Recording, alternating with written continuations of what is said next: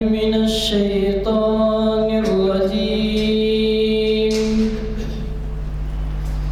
بسم الله الرحمن الرحيم.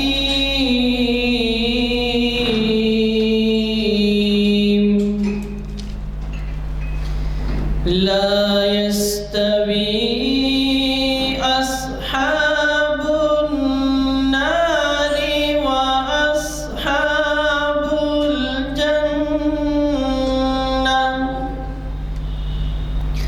أصحاب الجنة هم الفائزون.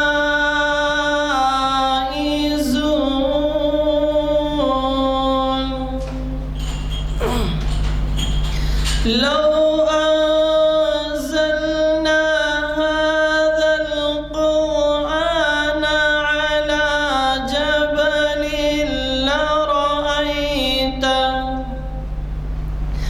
لرأيته خاشعا متصدعا من خشية الله.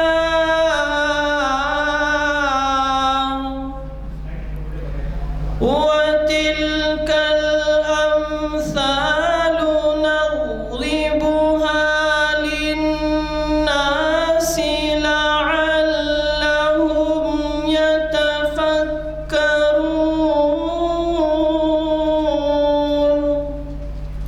صدق الله العظيم. ورحمۃ اللہ وبرکاتہ. آج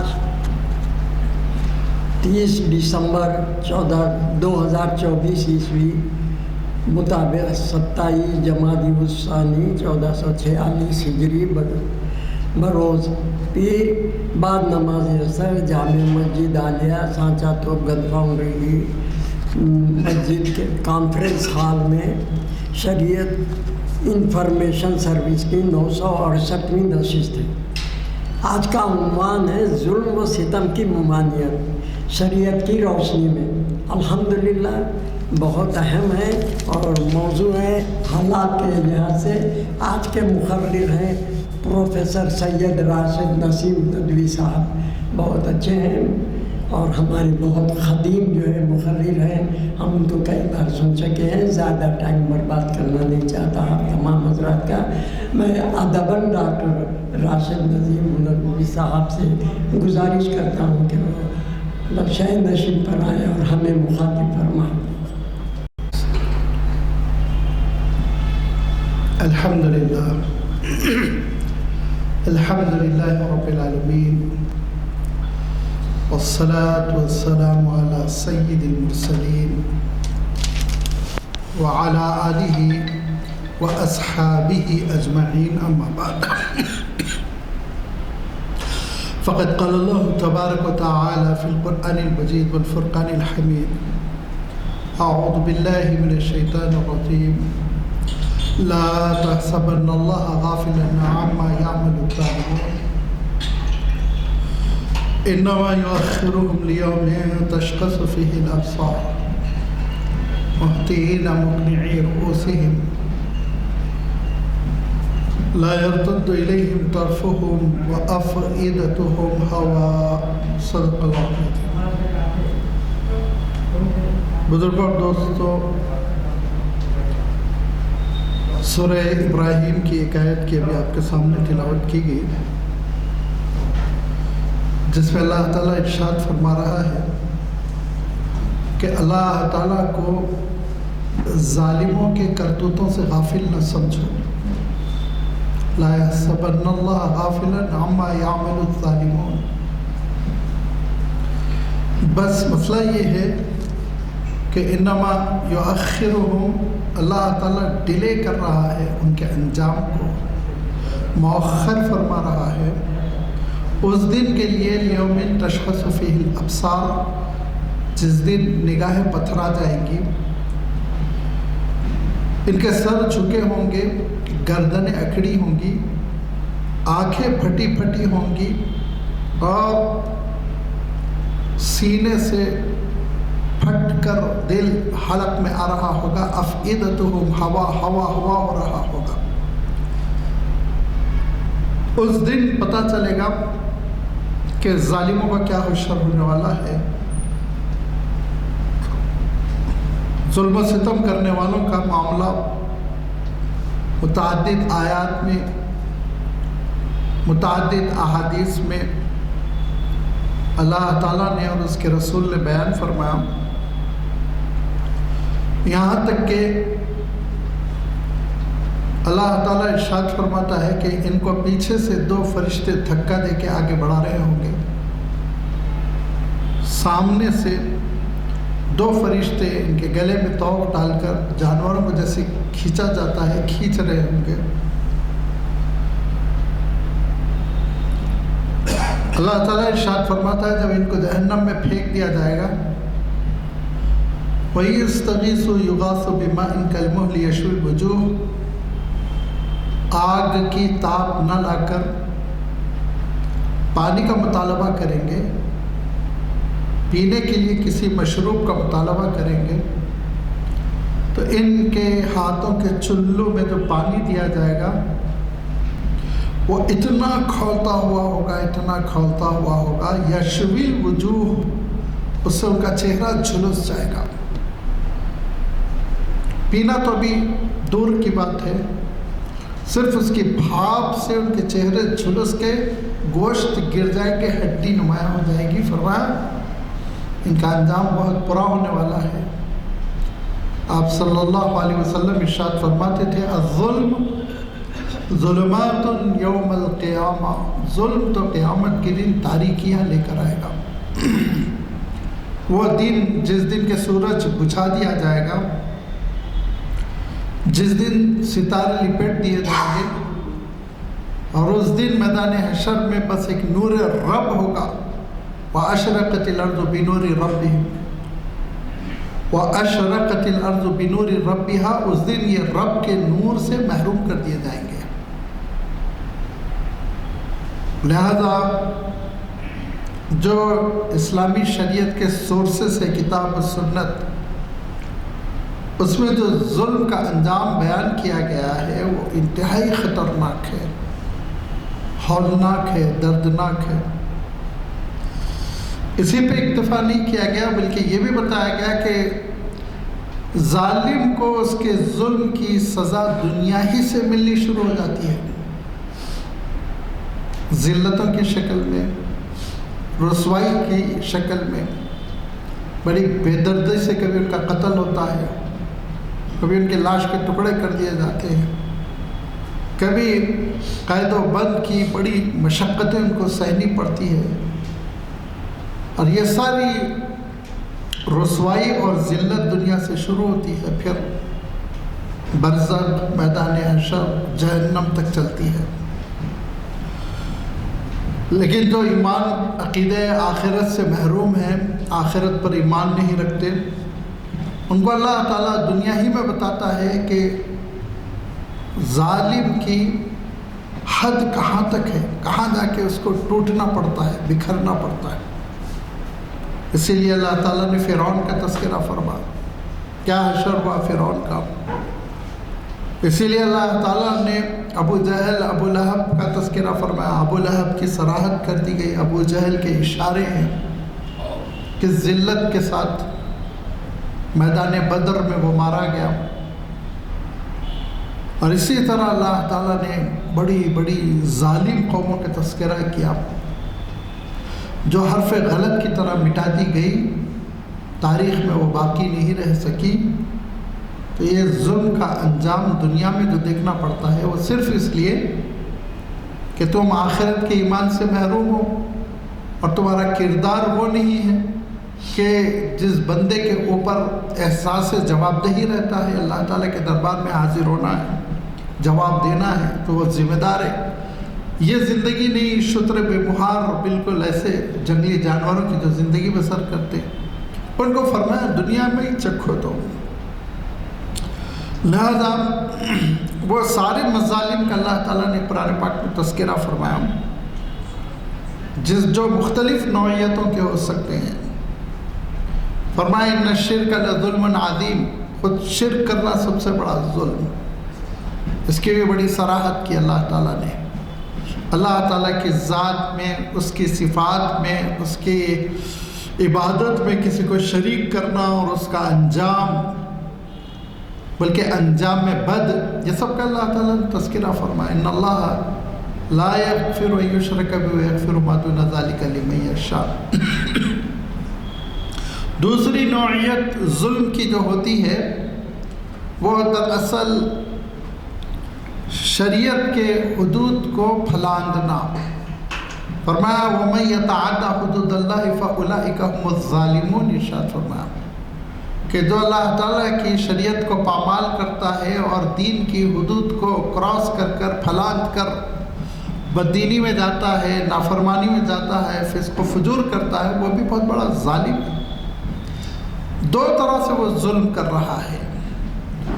ایک تو ظلم اس طور پر کر رہا ہے کہ وہ اللہ تعالیٰ کے دین کی قدردانی نہیں کر رہا ہے، دینی احکام کی قدردانی نہیں کر رہا ہے، اسلام جیسی نعمت کی قدردانی نہیں کر رہا ہے، فاسق و فاجر بنا جا رہا ہے. دوسرے، اب ذرا غور کریں، اللہ تعالیٰ نے جن چیزوں سے روکا ہے جن کو معصیت قرار دیا گیا ہے، گناہ، جس کو ہم گناہ کبیرہ کہتے ہیں، گناہ صغیرہ بھی آپ ایک حد تک اس لسٹ میں لے لیجئے. ان گناہوں کے سلسلے میں آپ دیکھیں گے کہ ان گناہوں کا ارتکاب کرنے والا اپنے بدن پر، اپنے وجود پر، اپنے اخلاق پر ظلم کرتا ہے. کسی شخص کا عالم یہ ہو رہا ہے کہ وہ کوئی ایسی چیز کھا رہا ہے کہ اس کے گال میں کینسر ہوا جا رہا ہے، اس کے داڑھ سڑے جا رہے ہیں، منہ پھٹا جا رہا ہے، ظلم کر رہا ہے، کھا رہا ہے، گٹکے کی عادت ہے. کسی شخص کا عالم یہ ہے کہ اللہ تعالیٰ نے جن الکوہلک مشروبات کو حرام کیا وہ استعمال کر رہا ہے، اور استعمال کرنے کی وجہ سے لیور جواب دے چکا ہے، استعمال کرنے کی وجہ سے وہ عقل اس کی حواس باختہ ہو چکا ہے، پاگل ہوا جا رہا ہے، صحت گری جا رہی ہے، مرا جا رہا ہے، لیکن ہے ظلم کر رہا ہے اپنے آپ پر، عادت ہے، نہیں چھوڑنا چاہتا. بے حیائی کر رہا ہے، ایڈس ہو رہا ہے، بیماریاں ہو رہی ہیں، پورے سوسائٹی کو کرپٹ کر رہا ہے، گندا کر رہا ہے، ظلم کرتا ہی جا رہا، کرتا ہی جا رہا. بعض چیزوں کو تو ہم اپنی آنکھوں سے دیکھ رہے ہیں اور بعض چیزوں کو روحانی آنکھوں سے دیکھنا پڑتا ہے. مومن کی جو بصیرت ہوتی ہے اس سے وہ دیکھتا ہے کہ سود کی کیا خرابیاں ہیں، شریعت سے انحراف کرنے کی وجہ سے کیا وبال آتا ہے. لہذا یہ بھی ایک ظلم ہے جس کے بارے میں اللہ تعالیٰ نے ارشاد فرمایا وَمَا ظَلَمَهُمُ اللَّهُ وَلَكِنْ كَانُوا أَنفُسَهُمْ يَظْلِمُونَ. اپنے آپ پر ظلم کر رہے ہو، تم اپنے آپ کو تباہ کر رہے ہو. آخرت تو تباہ ہوگی، دنیا میں بھی تباہی تم کو دیکھنی پڑے گی.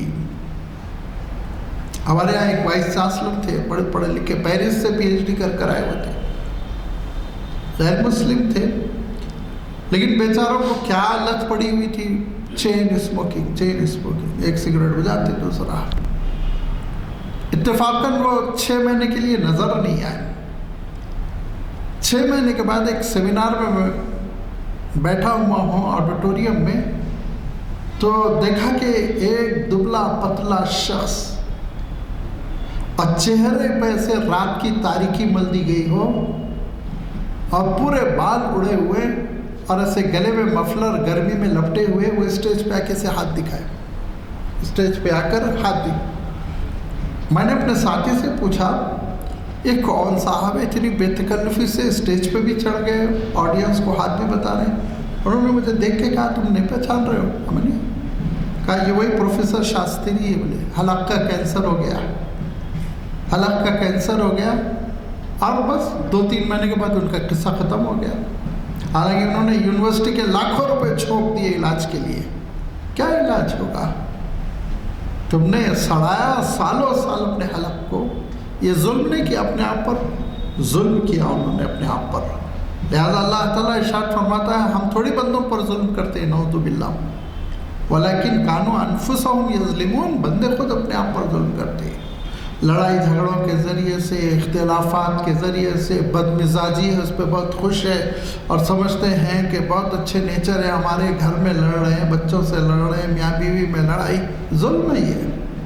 لہذا میں عرض کر رہا تھا کہ پہلی قسم تو شرک ہے، جس کو اللہ تعالیٰ نے ظلم عظیم فرمایا، ان شرک لظلم عظیم، اور دوسری ہے کہ گناہوں کا ارتکاب کرنا بھی ظلم ہے، یہ بھی ظلم ہے، اپنے آپ پر ظلم کر رہا ہے انسان، دنیا بھی برباد کر رہا ہے، آخرت بھی برباد کر رہا ہے، اپنے جسم پر ظلم کر رہا ہے، اپنی روح پر ظلم کر رہا ہے، اپنے اخلاق پر ظلم کر رہا ہے، اپنے گھر والوں اہل و عیال پر ظلم کر رہا ہے۔ اور ظلم کی تیسری قسم وہ ہے جس کو ہم جانتے ہیں روزمرہ کی زندگی میں، جس کو ہم سمجھتے ہیں کہ کسی کے ساتھ زیادتی کر دینا، کسی کا حق ہڑپ کر لینا، کسی کا مال ہڑپ کر لینا۔ اس کے سلسلے میں بھی اللہ تعالیٰ نے بڑی سخت وعیدیں سنائی ہیں، اور ارشاد فرمایا ایسے ظالموں کو یہ بتا دو کہ ہم ان کے ظلم سے غافل نہیں، ہمارے بندوں پر ظلم کرتے ہیں اور ہمارے مخلوق پر ظلم کرتے ہیں، اس کے بعد سمجھتے ہیں کہ وہ خوش رہیں گے، نہیں، بہت برا انجام ہوگا۔ میں نے عرض کیا تھا نا فرعون کا کیا حشر ہوا، آپ تاریخ اٹھا کر دیکھیے، سکندر اعظم کیسا مرا، تاریخ اٹھا کر دیکھیے کہ یزید نے حضرت حسین کو ختم کر کر سمجھا کہ اس کو ہمیشہ کی حکومت ملے گی، کس قدر ذلت کی موت مر گیا اور خاندان تیتر بتر ہو گیا، اس کے بیٹے کو تخت حکومت پہ بٹھایا گیا، پاگل ہو گیا وہ، اور کہا میں اس تخت حکومت پہ نہیں بیٹھوں گا جس تخت حکومت کی تعمیر حضرت حسین کے خون سے ہوئی، میں اس پہ نہیں بیٹھوں گا، بھاگا، چھوڑ کے بھاگ گیا۔ تاریخ طے ہے، لکھا ہوا ہے، کہاں ظلم کرنے والا خوش رہا، تاریخ اٹھا کر دیکھیے کہ جس نے ظلم کیا اللہ تعالیٰ نے اس کو برباد کر دیا۔ یہ بھی تو ایک ظلم تھا۔ میں ابھی دیکھ رہا ہوں یہاں پچھلی گفتگو میں ایک تاریخ شام، سیریا کے 100 سال، کسی نے اس پہ گفتگو کی، کیا گفتگو کی وہ مجھے پتہ نہیں، پچھلا لیکچر وہی رہا یہاں پہ۔ سیریا جس کو عربی میں سوریا کہتے ہیں واؤ کے ساتھ، یا حکمران باپ اس کا حافظ الاسد تخت حکومت پہ بیٹھا، مر گیا، مرنے کے بعد بیٹے کو بٹھایا گیا بشار الاسد، اور الیکشن کروایا گیا۔ ایک کارڈ تھا جس پہ آپ کو پتہ لکھنا تھا، اپنا نام اور پتہ، اور لکھنا تھا میں حکومت قبول کرتا ہوں یا نہیں کرتا ہوں۔ 98% نے قبول کرتا ہوں لکھا ہے، جن 2% نے کہا میں نہیں قبول کرتا ہوں، ان کے ٹکڑے ٹکڑے ہو گئے۔ جو سمجھدار تھے وہ سمجھ رہے تھے یہ کس قسم کا الیکشن ہے۔ آپ حضرات اگر اخبارات تلاش کریں تو آج سے 20-21 سال پہلے، 16 سال پہلے یہ الیکشن ہوا تھا، آپ اخبارات میں دیکھیں گے کہ 97% ووٹنگ سے بشار الاسد صاحب جیت گئے۔ ووٹنگ سے غلط فہمی میں مت رہی، پارٹیاں تھی، الیکشن ہوا، ممبرز تھے، ہاں یا نہ تھا، اور لوگ جانتے تھے جو نہ لکھیں گے ان کا حشر کیا ہوگا۔ لیکن پھر بھی بعض جیالے تھے، ہمت والے تھے، اور انہوں نے چیلنج کیا اور وہ بیچاروں کو بھگتنا پڑا، وہ نسل ختم کر دی گئی، جیلوں میں سڑا دیا گیا۔ ادنا شک کی بنیاد پر جرم ضروری نہیں ہے، ادنا شک یعنی مثلا کسی ایسے ملک سے وہ آ رہا ہے جو ملک سیریا کا مخالف ہے، بس امیگریشن پر میں تو انڈین پاسپورٹ کے ساتھ داخل ہو رہا تھا، لیکن یا آپ یہ سمجھ لیجیے جتنا ستون ہے اتنا ہی ایک جالی کا کمرہ ہے، اس میں بند کر دیا، اور میرے ساتھی نے پورے دنیا میں فون کر دیا راشد صاحب گرفتار ہو چکے ہیں، پاسپورٹ پیسے چھین لیا، سامان تو لگیج میں تھا۔ اب اس کے بعد سے بس درود شریف پڑھتے ہوئے، اللہ اللہ کرتے ہوئے کسی طرح لمبا وقت گزرا۔ اس کے بعد ایک کانسٹیبل ٹائپ آدمی آیا، اتنی سی پرچی ہے، اس پرچی پر پین سے لکھا ہوا ہے یسمح دخول ہندیین، ایک انڈین کو داخل ہونے کی اجازت دی جائے، نو سائن۔ اب پاسپورٹ میں جو رقم کھینچ لیا تھا تھوڑی بہت، وہ رقم بھی رکھ دیا اور وہ لا کر دیا۔ ہو سکتا اس کی وجہ یہ ہو کہ انڈیا سے ان کے تعلقات اچھے تھے، تعلقات نہیں بگاڑنا چاہ رہے ہوں گے، لیکن پھنسایا تو بہت بری تھی۔ وہ جالی کے کمرے میں بیٹھ کر چھوٹے سے ایئرپورٹ میں جو شرمندگی چوروں کی طرح بیٹھے ہوئے ہیں، سوچئے کتنا برا لگتا ہے۔ حالانکہ اس کو میں سمجھا رہا ہوں کہ عربک کا میں استاد ہوں، میں یونیورسٹی میں چپ کہہ رہا ہے، بدتمیزی کے ساتھ۔ یہ مینٹلٹی تھی، یہ ڈکٹیٹرشپ تھی۔ آج کیا عالم ہو گیا ہے کہ دھوبی کا گدھا نہ گھر کا نہ گھاٹ کا، آج پڑے ہوئے ہیں پناہ لے کر، اور ان کے گھر کی، جس کو ہم دکنی زبان میں کہتے ہیں، چندیاں کر دی گئی ہیں، ٹکڑے ٹکڑے کیا۔ تو معلوم یہ ہوا کہ 100 کنٹل سونا نیچے ہے۔ کیا کرے گا سونا؟ کھاتا تھا سونا، نگلتا تھا، ظالم تھا۔ اب مل رہا ہوگا نا وہاں سرکاری طور پر روٹی اور شوربہ دیا جا رہا ہوگا، کتے کی طرح وہ زندگی بسر کرو۔ یہ تھوڑی ہے وہاں محل میں رکھا گیا سب ٹہل رہے ہیں۔ یہاں بھی تو بھاگ کر آئی ہوئی ہے خاتون، ہر دیندار کو سولی پہ چڑھانے کا خط سوار تھا اس عورت کو، اور پورے انڈیا کے احکام کی روشنی میں حکومت کر رہی تھی۔ پورے کی پوسٹ پہ اس نے غیر مسلموں کو بٹھایا تھا۔ آج یہاں کہاں ہے بتائیے آپ؟ دلی میں کوئی ایسا بنگلہ دیا گیا ہے جو ممبر آف پارلیمنٹ کو دیا جاتا ہو، اچھا بڑا صاف ستھرا 2-4 ملازم؟ نہیں، وہ ایک جیل میں ملٹری کے اس میں چھپی ہوئی ہے، ذلت کی زندگی بسر کر رہی ہے۔ ظالم اللہ کو بے خبر نہ سمجھے۔ حضرت عبداللہ ابن مسعود رضی اللہ تعالیٰ عنہ فرماتے ہیں کہ میرے ملازم نے بڑی غلطی کر دی کچھ۔ اس زمانے میں غلام ہوتا تھا، خریدتے تھے پیمنٹ کر کے۔ ملازم کے معنی یہ نہیں ہوتے آج جیسے ہم تنخواہ دے کر خریدا جاتا تھا غلام کو۔ اس نے کچھ غلطی کی تو میں کچھ اس کو تماچا وماچا مار رہا تھا، تو دور سے آواز آئی، اے عبداللہ ابن مسعود، تم کو جتنی قدرت تمہارے غلام پر ہے اس سے کہیں قدرت رکھنے والی ایک ذات ہے۔ پلٹ کے دیکھا تو اللہ کے رسول صلی اللہ علیہ وسلم تھے۔ قریب آ کر کہا تم کو حق نہیں ہے کہ اپنے غلام کو تماچا مارو، غلطی کیا ہے تو سمجھا دو۔ حضرت عبداللہ ابن مسعود نے اس غلام کو اسی وقت آزاد کیا، اور آخری عمر میں فرماتے تھے وہ میرا آخری دن تھا، پھر میں نے کسی کو نہیں مارا۔ جب اللہ کے رسول نے ٹوک دیا تھا تو میں کیا مارتا پھر؟ فرماتے تھے آخری عمر میں کہ اس کے بعد میں کبھی کسی پہ میں ہاتھ نہیں اٹھایا۔ ظلم کو اللہ کے رسول صلی اللہ علیہ وسلم بالکل پسند نہیں فرماتے تھے، مخلوق پر ظلم کو۔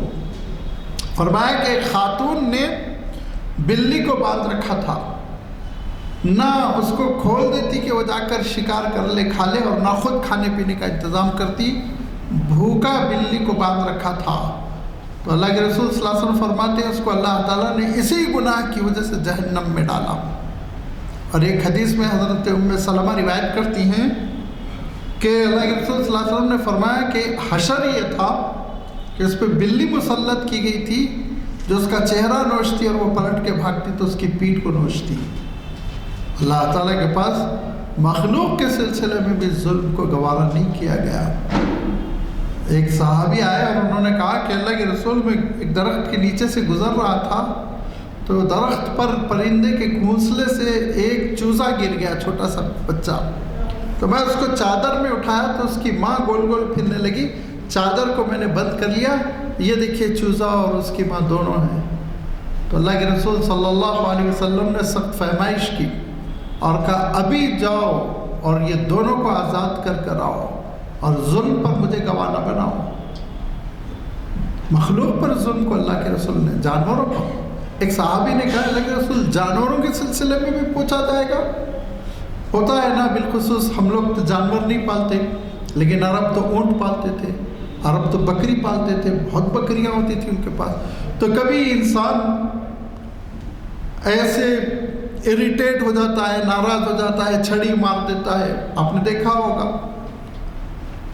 تو فرمایا کہ کیا جانوروں کے سلسلے میں بھی ہم سے سوال ہوگا؟ تو آپ صلی اللہ علیہ وسلم فرماتے ہیں ہر وہ مخلوق جس کے سینے میں دھڑکتا ہوا دل ہے اس پر یاد رکھو اجر بھی ہوگا اور سوال بھی ہوگا۔ اگر ظلم کرو گے سوال، اور اگر حسن سلوک کرو گے تو کتے کو پانی پلانے کی وجہ سے تم کو جنت ملے گی۔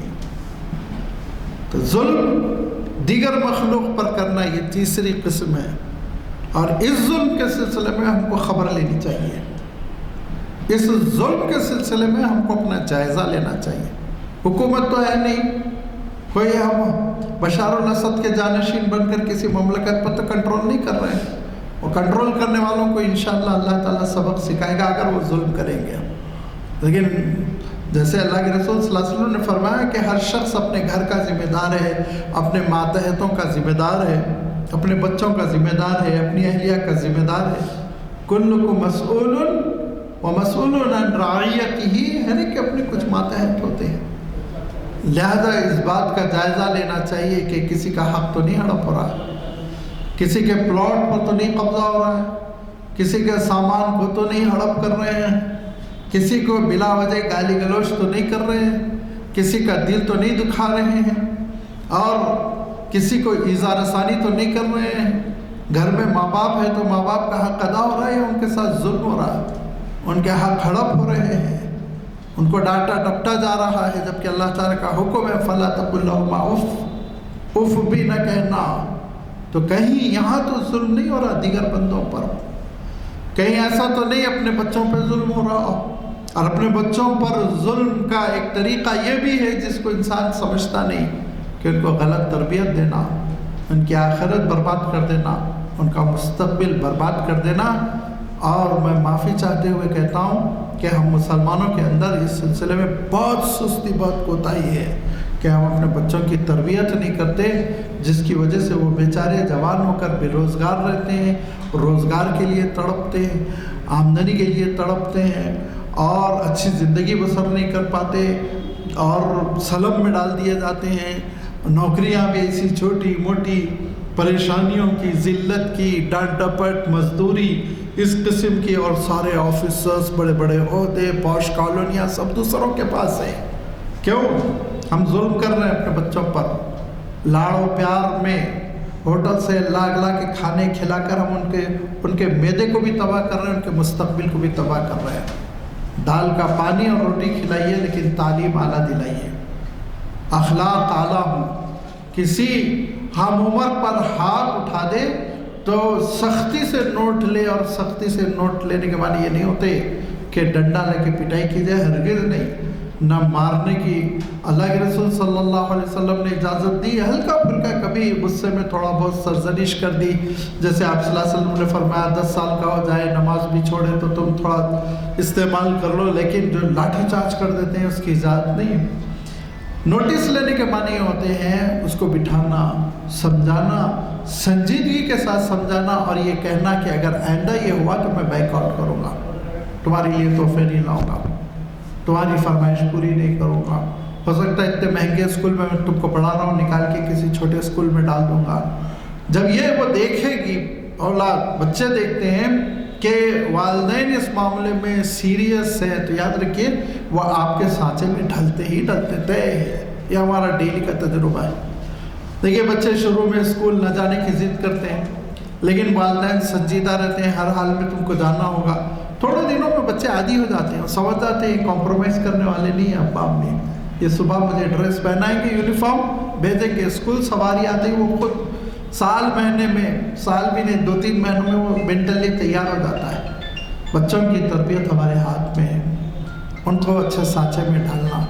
ظلم کے خلاف، کسی جانور پر ظلم کر رہے ہیں، کسی پرندے کو پکڑ کر ستا رہے ہیں، بلی کے بچوں کو ستا رہے ہیں، نصیحت کیجیے، نبیوں کے قصے سنائیے، ڈرائیے، خوف خدا ان کے دلوں میں پیدا کیجیے.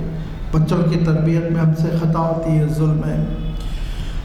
اپنے بھائی بہنوں کو پلٹ کے نہیں پوچھتے، شادی آدی کیا ہو گئی، گھر کیا آباد کر لیا، سالوں ان سے ملنے نہیں جاتے، بیمار ہو جائے تو عیادت نہیں کرتے. یہ سب ظلم ہے. ان کے حقوق کی ادائیگی میں کوتاہی ہے، اللہ تعالیٰ کے پاس کانٹیبل ہے. یاد رکھیے ایسے نہیں چھوٹ جائیں گے، جواب دینا ہوگا. ان کے حقوق ادا کیجیے. خود تو کروڑ پتی بن گیا، جب اس کے بھائی کو دیکھا تو پیروں تلے زمین نکل گئی، مانگ کے کھا رہا ہے. تمہاری ذمہ داری ہے، ذمہ داری رسپانسبلٹی ہے کہ اس پہ تم اتنا خرچ کرو کہ مانگنے کی نوبت نہ آئے. یہ ذمہ داری ہے. رشتہ داروں کا خیال رکھنا، خونی رشتوں کا پاس و لحاظ کرنا، ان کے خلاف محض آرائی نہ کرنا، غیبتیں نہ کرنا، گندی باتیں نہ پھیلانا، ڈرانا نہ دھمکانا. یہ ساری چیزیں یاد رکھیے ظلم میں آ جاتی ہیں. पड़ोसियों के साथ भी जुल्म होता है, पड़ोसियों के जो हुकूक है वो हुकूक अदा नहीं हो रहे हैं, उनके साथ बदतमीज़ी हो रही है, सख्ती हो रही है, लड़ाइयाँ सारी पड़ोसियों से। हज़रत जिब्राइल अमीन अल्लाह के रसूल सल्लल्लाहु अलैहि वसल्लम के पास तशरीफ़ लाए तो अल्लाह के रसूल सल्लल्लाहु अलैहि वसल्लम फरमाते बहुत तवील नशिस्त चली, माज़ाला जिब्रील यूसीनी बिलजार हत्ता ज़ननतु अन्नहु सयुवर्रिसूहु। इतनी देर बातचीत हुई, फरमाया मैं तो समझा अब आखिर में हज़रत जिब्राइल ये कहेंगे कि पड़ोसी आपका वारिस भी बनेगा, जैसा बेटा बनता है, जैसे बेटी बनती है, वैसे ही पड़ोसी को भी आपको इतना देना होगा, मैं ये समझा। फरमाते इतना हुकूक बतलाए हज़रत जिब्राइल ने पड़ोसियों के। मुस्लिम माशरे में जाइए, पड़ोसियों से ताल्लुकी, लड़ाई झगड़े, दूरियाँ और उनको नुकसान पहुंचाने की कोशिश करना। थोड़ा सा एक पड़ोसी ने दूसरे पड़ोसी के सामने अपनी कार रख दी, डैमेज कर दिया उसकी कार को, मेरे दरवाजे के सामने कैसे कार रखी, ये जुल्म। और ये जुल्म का अल्लाह ताला बदला लेगा, क्योंकि अल्लाह के रसूल सल्लल्लाहु अलैहि वसल्लम फरमाते हैं लतुअद्दुनल हुकूक हत्तल शातुल जलहा मिन शातिल करना। फरमाया अल्लाह के पास इतना इंसाफ है कि मैदान हशर में एक सिंग वाली बकरी और एक बगैर सिंग वाली बकरी को उठाया जाएगा, क्योंकि सिंग वाली बकरी उस बकरी को मारा करती थी जिस बकरी को सिंग नहीं थी। अल्लाह ताला इंसाफ फरमाएगा, सिंग वाली बकरी को सिंग छीन लेगा और जिसको सिंग नहीं थी उसको अता करके कहेगा जितना तुझ पर जुल्म किया था उतना बदला तू ले ले। बदला लेने के बाद फिर मट्टी में मिला दिया जाएगा। जब उसको मट्टी में मिलाया जाएगा, जालिम खड़े हुए हसरत से उसका अंजाम देख कर कहेंगे या लैतनी कुन्तु तुराबा, काश मुझे भी मट्टी में मिला दिया गया होता, लेकिन तुम्हारे लिए तो जहन्नम तैयार रहेगी। स्कूल्स पे बमबारी कर आए हो, हॉस्पिटल्स पे बमबारी करके आए, मट्टी में मिलाया जाएगा, तुमको तो आग में मिलाया जाएगा। देखो कितना बुरा अंजाम होगा। लिहाजा शरीयत इस्लामी में हम अक़साम के जुल्म, जो किस्में हो सकती, जो तरह का जुल्म हो सकता है, सब पर इंसदाद है, पाबंदी है, सबको हराम करार दिया गया है। बंदे मोमिन की शान ये होनी चाहिए कि ज़र्रा बराबर किसी पे वो जुल्म करने वाला न बने, क्योंकि अल्लाह ताला इरशाद फरमाता है वलैसल्लाहु बिज़ल्लामिल लिल आबीद, अल्लाह तो अपने बंदों पे ज़र्रा बराबर जुल्म नहीं करता, तो तुम कैसे जुल्म करते हो? तुम तो मालिक नहीं हो, खालिक नहीं हो। जब खुदा मालिक और खालिक जुल्म नहीं कर रहा है तो तुमको क्या हक पहुँचता है कि तुम जुल्म करो? लिहाजा इस्लाम में जो इंसाफ की अहमियत है, अदल की अहमियत है, तो जुल्म के ख़िलाफ़ जो इस्लाम में मवाद है, आज ज़रूरत इस बात की है कि जबकि इंसानियत सिसक रही है, हमने बहुत वजह कहा कि वक्त का तकाज़ा है, ये ज़माने का तकाज़ा है कि हम सारी दुनिया को बताएं कि आदल क्या है। आदल की इतनी अहमियत कि जमहूर उम्मत ने इस खुतबे को कबूल कर लिया जिसमें यह आयत पढ़ी जाती है इन्नल्लाह यअमुरु बिल आदलि वल इहसान। हर जुमा आप सुनते होंगे, यह मंशूर है उम्मत मुस्लिमा का, और ये पैगाम पहुंचाना चाहिए कि अल्हम्दुलिल्लाह इस्लामी कल्चर ये नहीं है कि एक आदमी अगर जुर्म कर भी जाए, होता तो नहीं, मासूमी को पकड़ते हैं, लेकिन अगर किसी से जुर्म हो भी जाए तो उसके बाल बच्चों का घर भी बुलडोज़र कर दिया जाए, जेलों में सड़ा दिया जाए, शूट कर दिया जाए, ख़त्म कर दिया जाए। तो ऐसे लोगों को फरमान नबूवत सुना दीजिए, अज़्ज़ुल्मु मसीरुहुल मग़ब्बा, जुल्म उसका अंजाम इंतहाई सफ़ाकी और बुराई के साथ निकलता है। ममलकतें टूट जाती हैं और मुल्क के मुल्क तबाह हो जाते हैं और शहर के शहर वीरान और उजड़ जाते हैं। लिहाजा जुल्म को लोगों ने कुफ्र से भी ज़्यादा बड़ा गुनाह माना है।